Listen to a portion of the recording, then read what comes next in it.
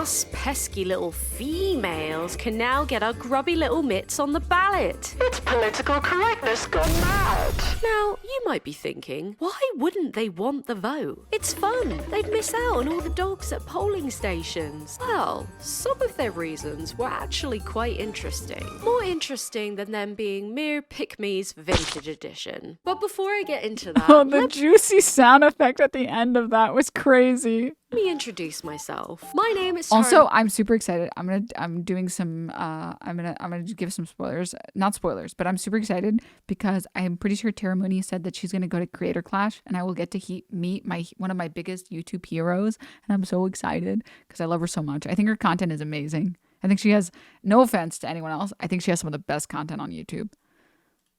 Mooney, and this is the only channel on YouTube where all videos are written and produced by a cow. She couldn't be in the video today because she's actually voting in her local bovine council elections, which, funnily enough, the anti-suffragists would have been fine with. I can't vote in those because I'm not a cow. I'm not the cow, okay? So let's throw that conspiracy out of the window. But if you like and subscribe, she might appear in the next one.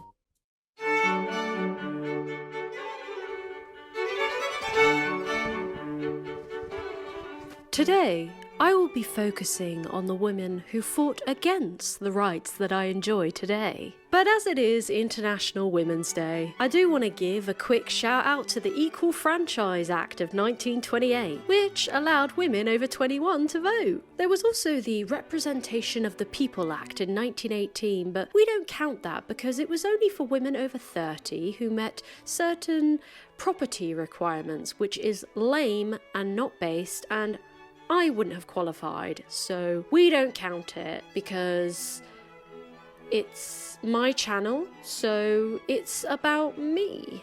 So there. So yeah, thanks to the Equal Franchise Act, I have the right to vote. The right to spoil my ballot, and the right to make a smooth transition into my sponsor segment. Ayo! The other day I was According to American suffragist Carrie Chapman Catt, the enemy to suffrage was not men, but resistance to change. I mean, it was also men. They didn't help matters. Funnily enough, I found an archived article in The Atlantic from September 1903 called "Why Women Do Not Wish the Suffrage" by a man called Lyman Abbott. Who needs a woman to write it when Lyman can just tell you what women want? Briefly, I believe it is because woman feels, if she does not clearly see, that the question of woman's suffrage is more than merely political, that it concerns the nature and structure of society, the home, the church, the industrial organism, the state, the social fabric. In short, he argued that for women to vote and take part in political office would be against their nature. They'd be imitating men and therefore bastardizing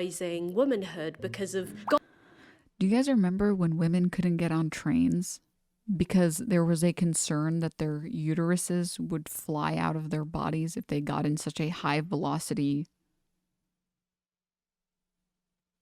moving object?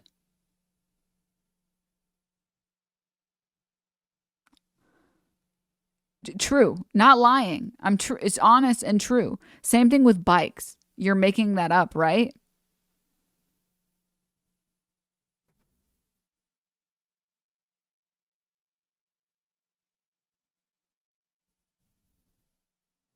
Wait, what?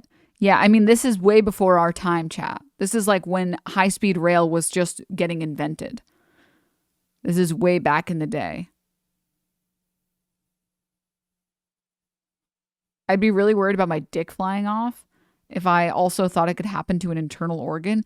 That's the thing that was confusing. Like, it's an internal organ. Your body is very good at keeping your organs inside. Okay? Just the uterus, no other internal organs? What, where, how, why? Yes. Yes.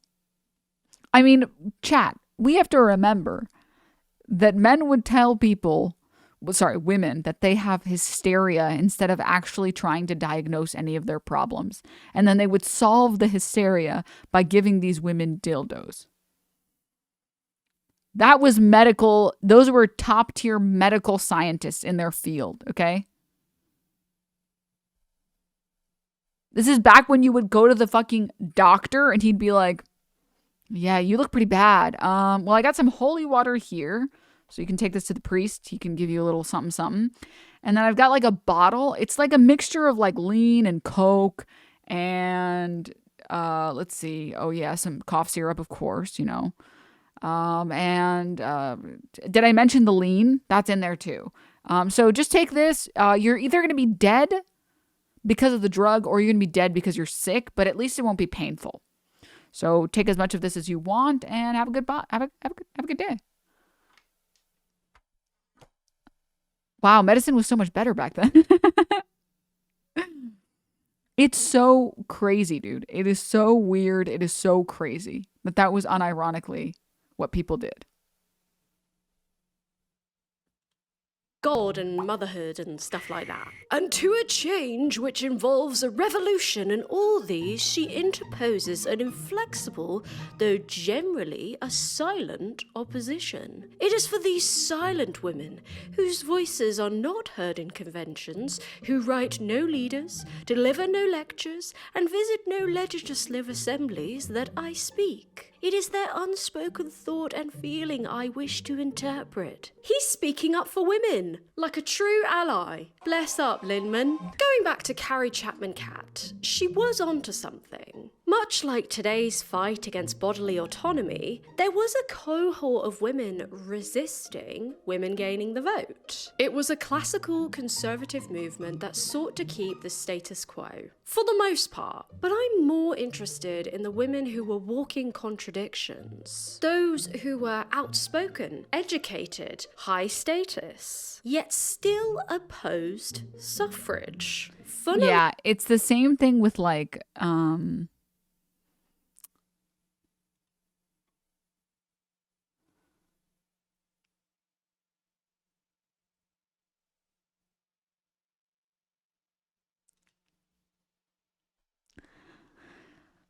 the women who show up at abortion clinics.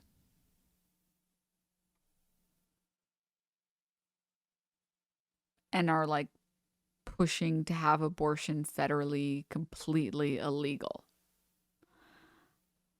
Like, what are you doing? Like, what are you doing with your life? What are you doing in general? Like, what is happening? Why are you pushing for this? This is so weird.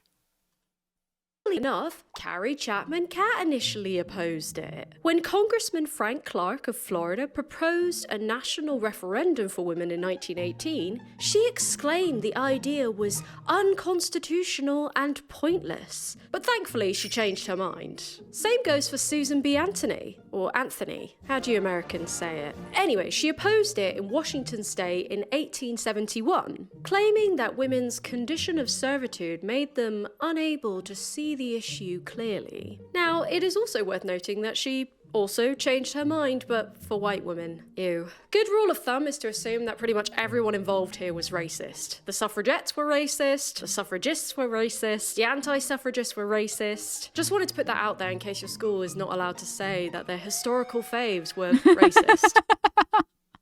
The fucking Charlie sound effect. Oh god.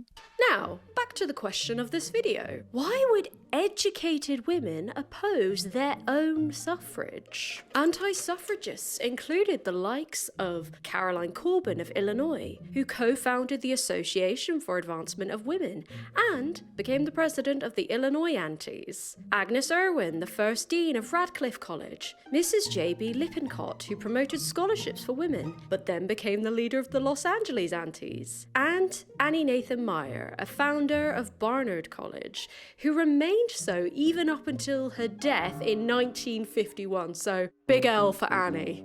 The female leaders of the US anti-suffrage campaign were generally women of wealth, privilege, social status, and even political power. They were the women who were doing well, comparatively in this current system. So they had incentive to cling onto a system that privileged them. Opening the vote to women could mean the wrong kind of women getting the vote, i.e. women of colour, socialists, and prostitutes. In 1918, the women's protest had been renamed the Woman Patriot and dedicated itself to the defense of womanhood, motherhood, the family, and the state against suffragism, feminism, and socialism. Where do I sign up? It feels like it's like the same exact type of bigotry that comes from the LGBT Alliance. I don't know how many people are familiar with it, but the LGBT Alliance it's basically gay people who don't like trans people. That's all you need to know. And it feels like they're willing to disparage themselves, like they are willing to disparage queer people in general and themselves, all so that they can keep trans people out. It's just the L Alliance now. Yeah. Yeah, the LGB Alliance is basically just like TERFs. That's it, which is different from the LGBTQ community. I don't understand. Don't you know that they don't like you? The people you are trying to earn the respect of, they don't like you, man.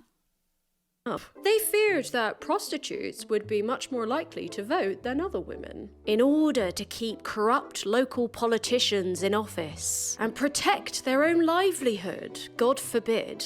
As a result, the antis kept bringing up the issue of vicious women voters in congressional hearings, and one minister said, "We cannot afford to let this element vote." Respectable women already had influence over lawmakers. There was an overarching cynicism in political systems. The idea was women uniting for the common good, rather than dividing along party lines, as men did. So this was a major theme for the antis. The idea that women were non-partisan. Men's political activity involved dirty deals, personal attacks, bribery, and corruption. Respectable, married women held the moral high ground, while politicians occupied the moral low ground. So it wasn't as simple as just women should stay in the kitchen. Don't get me wrong, it's still sexist because it was reinforcing the theory of complementarianism. Women were equal, but different. Oh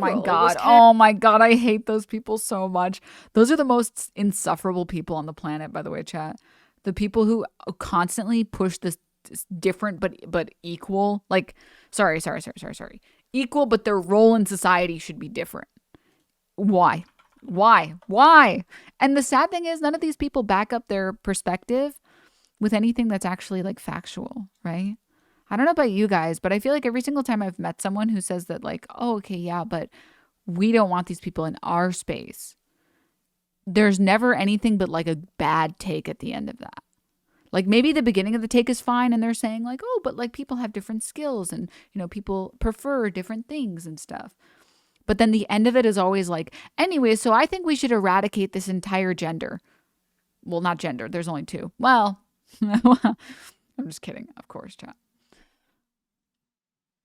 For the local community. And as previously mentioned, members of the Women's National Anti-Suffrage League in London in 1908 were all for women participating in local elections, just not parliamentary ones. For a small minority of anti-suffragists, you could argue that they were approaching the issue from a more progressive standpoint, like anarchist Emma Goldman, who saw the electoral system as a tool of the powerful, and Beatrice Webb, a founder of the London School of Economics, who was an early advocate for the welfare state. In 1889, she signed a petition against women's suffrage in Britain, believing that economic emancipation was more important than the right to vote. She later changed her mind and campaigned for equal pay and women in academia. And, you know, I can kind of sympathize with this standpoint. I feel like it's parallel with, you know, today's fraction of people who opt out of voting for political reasons, as a form of protest against the corrupt system. However, I don't think those people would say, because I don't want to vote, let's not bother even having the right to vote. Like, they still have the choice, and I think they're still for the choice. But anyways, so many of these aforementioned women did change their minds, even those who opposed suffrage for conservative reasons. Once the 19th Amendment in the USA was passed, many of the women who opposed this exercised that right, many of whom took the energy they were investing into the anti-suffrage campaign, then took it to the Republican Party. Former members of anti-suffrage groups in New York became involved in the Women's National Republican Club. It's so sad. Guess what, dude? They don't give a fuck about you. Anti-suffragist Ida Tarbell expressed that it would take some time for women to get comfortable with voting. But it's safe to say that, at least in the US, they have. So comfortable that they gleefully take it for granted. And that brings me on to today, 2023.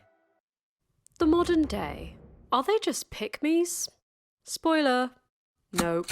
So what about women in this day and age that espouse that women shouldn't have the right to vote? That's even more peculiar than the anti-suffragists. In my opinion, anyway. They were facing the uncertainty of the future. Progress can be scary when it's the unknown. But what about people who want to reverse progress? They're a fascinating species, aren't they? Because we've got the right now, so what they're advocating for is taking it away? Yeah. It's strange. I have to say, it's a little strange to be that invested in removing people's rights. A little weird, a little bit. Personally, I am for women keeping the right to vote. If you've got the right to vote, to take it away would take a lot of unnecessary faff. And as I've said, I love seeing dogs at polling stations. So what's happening here? Are they just being pick-me's, begging for ultra-conservative men to accept them? I think of women back then not being able to vote and having the whole one house, one vote thing. Why would you marry a man who wouldn't vote in your best interest or you wouldn't agree with politically? Dude, this video lives rent-free in my head. I'm gonna get a little bit heated about this. This video, it's fully rent-free. Fully rent-free. I'm not even gonna lie. Because it was just so dumb that I couldn't get over it. Also, like, what else would you expect from someone who has this fucking name? What the fuck is this name? What is a brie? What is a bray?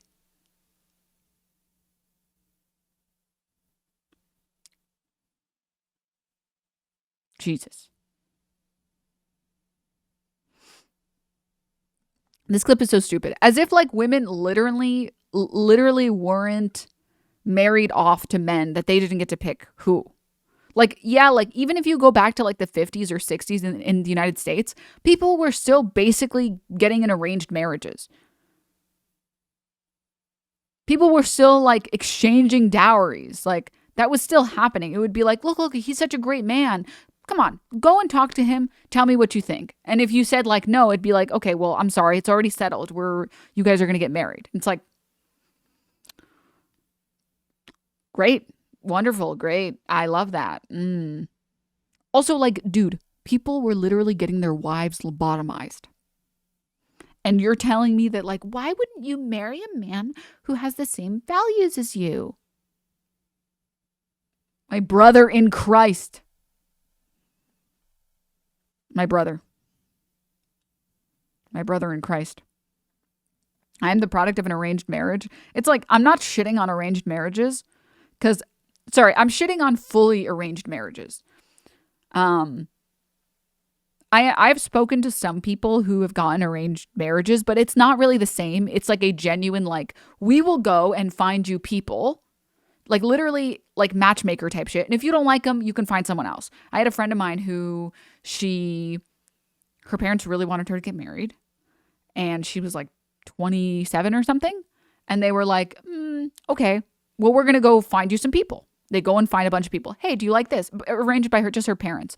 And her parents are like, hey, we found this guy. He seems pretty good, seems pretty cool. Why don't you go on like, go get some coffee with him, see if you like him. If you don't like him, we'll find somebody else.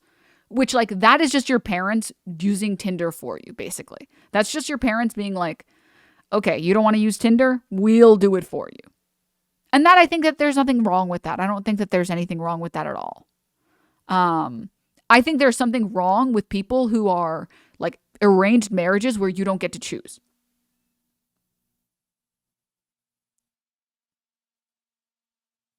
You know what I mean?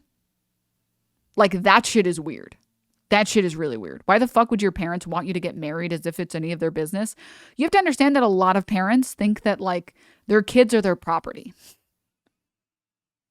Okay?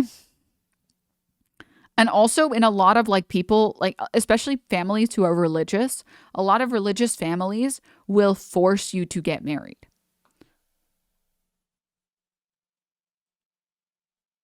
Because they think like, oh, well, now that you're an adult and you're on your own, well, I can't have you on your own having unprotected sex with random people. We need to make sure you get married so that you're not doing that. Like, this is straight up the mentality in a lot of people's like religious minds. Because it's like, well, you need to get married as soon as possible so that you won't be having sex out of wedlock. Which is very depressing and sad. Did you order your food? I did. I'm still waiting. So yeah, I don't know. And I'm not even like, to be clear, chat, I'm not even talking, I don't even think like marriage is pure or anything like that. Like, I think you can get married for any reason you want. I just think it should be your decision. Fucking, you want to get married for tax purposes? Go for it. You want to get married for insurance? Go for it. You want to get married for love? Go for it. But forcing people to get married? That's weird, man. Judging other people who are married? That's weird. Judging people who aren't married? That's also weird. All of that is really weird, okay? Just you can get married for any reason you want to, chat. Any reason you want to, and there's nothing wrong with it. But anyways. Like, I personally, I don't think I would ever get married for love. That's just me. That's just my opinion. I don't have a strong opinion about like weddings. I think that weddings are kind of a money sink and I would rather use that money to like vacation. I don't really consider marriages personally to be like super sacred or anything. I would never host like a wedding ever. And honestly, I would be way more likely to get married for other reasons. Because in my head, there's no difference between dating someone and being married to someone. I would never date someone who wasn't super committed to me. And I would never date someone who I wasn't super committed to. Saying that we're married doesn't make me care more about the relationship. I already cared about it the most I could care about it. You know? Just because you call it a marriage doesn't mean I'm going to work harder. I'm going to work as hard as I was working before because that's how much I care about that person. And marriage is just a social construct, you know? But getting married for like tax purposes or getting married to be able to see your spouse when they're in the hospital, very good reason. Very, very, very good reason. You know? Because that is crazy that we don't let people see their partners if they're in the hospital if you aren't married. So... And of course, again, I'm not saying that you don't want to, like, nobody better be hosting weddings or anything. If you like to host weddings and you think it's fun and that's what you want to do and you want to have like this big night to remember, yeah, go for it. That's fine. You can do whatever you want. What is that soap? The soap is going crazy. The soap is going really crazy. But anywho. Denims is the wedding police and I will arrest you. That's true, actually. That is true. Why do people spend like $30,000 on their weddings? I don't know. I really don't understand the people who spend thousands of dollars on their wedding. That's like, I don't get it. I just don't. Maybe my pore is showing. I don't get it. Courthouse wedding greater than. I don't get it. I'm sorry. I'm like, sorry. In some cultures, you make a profit. Well, definitely not American culture. My pore is showing, yeah. Also, like, okay, can we watch the Adam something video? Not Adam something, not that guy. Not the guy who's... Dude, I can't believe out of something he just fucking lost so much respect. Like, who am I? I'm like literally a who omega lol. But like, I can't believe out of something I said like, yeah, in a nuclear warfare, we would only lose 3 billion people. And overall, that would be a net good. That's crazy. That was a crazy take by him. I can't believe he said that.